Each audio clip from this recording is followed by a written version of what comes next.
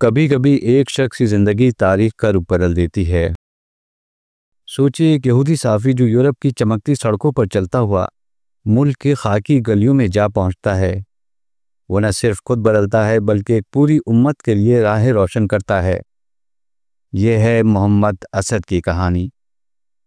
1920 کی دہائی کا یورپ جہاں فکری انتشار اپنے عروج پر تھا، یہ وہ وقت تھا جب آسٹریا کا لیپولڈ ویلز ایک مشہور صحافی اور تجزیہ نگار اپنی شناخت کی تلاش میں مشرق کی طرف سفر کرتا ہے، لیکن وہ جو تلاش کرتا ہے وہ صرف صحافت کی کہانی نہیں ہے بلکہ روح کی بیداری کی ایک نئی داستان ہے۔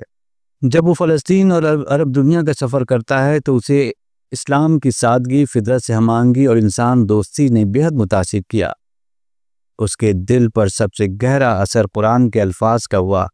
1926 میں ویس نے اسلام قبول کیا اور بن گیا محمد اسد، ایک نیا نام، ایک نیا سفر۔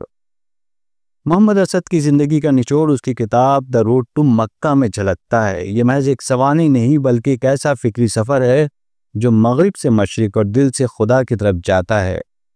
کتاب میں وہ نہ صرف اپنے اسلام قبول کرنے کی داستان سناتا ہے بلکہ اسلام کے جمالیاتی پہلوؤں اور تہذیبی گہرائیوں کو بھی اجاگر کرتا ہے۔ یہ کتاب آج بھی مغرب میں اسلام کے فہم کا دروازہ کھولنے والی تحریروں میں شمار ہوتی ہے۔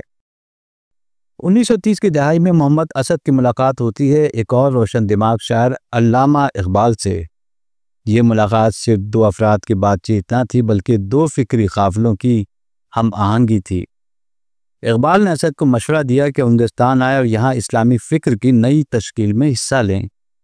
اقبال کے ویژن نے محمد اسد کو جنوبی ایشیا کی مسلم تحریک کا عملی حصہ بنا دیا۔ 1947 میں پاکستان کے قیام کے بعد محمد اسد اس نوزائیدہ ریاست کا حصہ بنے۔ وہ پہلے پاکستانی سفیر کے طور پر اقوام متحدہ میں خدمات سر انجام دیتے رہے۔ انہوں نے پاکستان کے آئین میں اسلامی اصولوں کے نفاذ کی وکالت کی اور اسلامی نظریاتی کونسل کی بنیادوں میں فکری اینٹیں رکھی۔ ان کے نزدیک پاکستان محض جغرافیہ نہیں بلکہ ایک نظریہ تھا، اسلامی عدل، مساوات اور اخلاقی نظام کی ایک تجربہ گاہ۔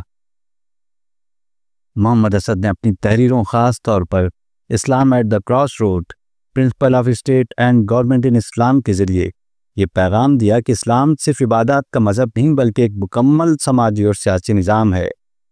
وہ مغرب کے نقاد ضرور تھے مگر مغرب کے ساتھ ایک فکری مکالمے کے خواہاں بھی۔ ان کا مقصد تھا اسلام اور مغرب کے درمیان ایک فہم و فراست کا پل قائم کرنا۔ محمد اسد ایک ایسا مسافر جس نے مکہ کا راستہ دل کی آواز پر چنا۔ اس نے اسلام کو نہ صرف اپنایا بلکہ اسے سمجھا، لکھا، جیا اور زندہ رہا۔ آج بھی جب ہم دا روڈ ٹو مکہ کے صفحات پلٹتے ہیں، ہمیں ایک سوال گونجتا سنائی دیتا ہے، کیا ہم بھی اپنے اندر کا سفر شروع کرنے کو تیار ہیں؟